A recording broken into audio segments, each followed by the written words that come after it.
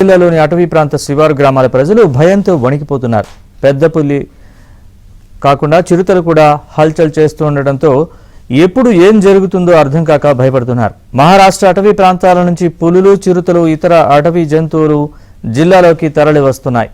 పశువులు మనుషులపై దాడులకు పాల్పడుతున్నాయి. ప్రస్తుతం బోధ్ మండలంలోనూ చిరుత మేకల పందపై దాడి చేసింది. మరోవైపు ఓ మహిళపై కూడా దాడి చేసి తిరిగి మహారాష్ట్ర వైపు వెళ్లినట్లు అటవీ శాఖ అధికారులు చెబుతున్నారు.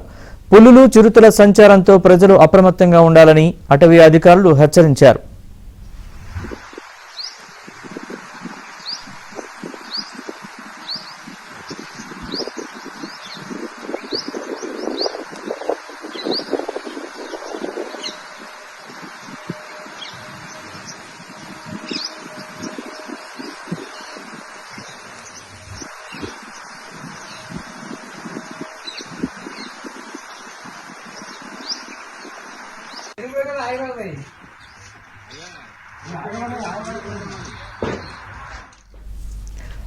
ఆదిలాబాద్ జిల్లాలోని అటవీ ప్రాంత శివారు గ్రామాల ప్రజలు భయంతో వణికిపోతున్నారు. పెద్ద పులే కాకుండా చిరుతలు కూడా హల్చల్ చేస్తుండడంతో ఎప్పుడు ఏం జరుగుతుందో అర్థం కాక భయపడుతున్నారు.